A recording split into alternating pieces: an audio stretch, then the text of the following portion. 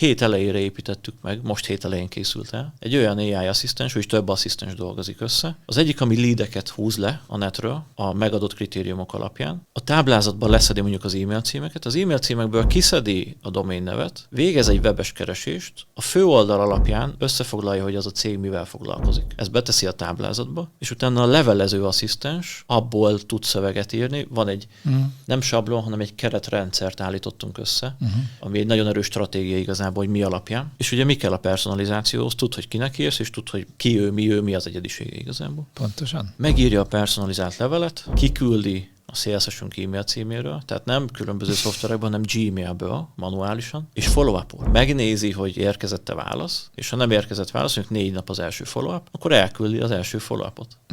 És hogy úristen mondom. És ez egy alapszabály lett nálunk, hogy nem veszünk fel embert, amíg alaposan meg nem vizsgáltuk, hogy az a feladatkör AI-jal megvalósítható.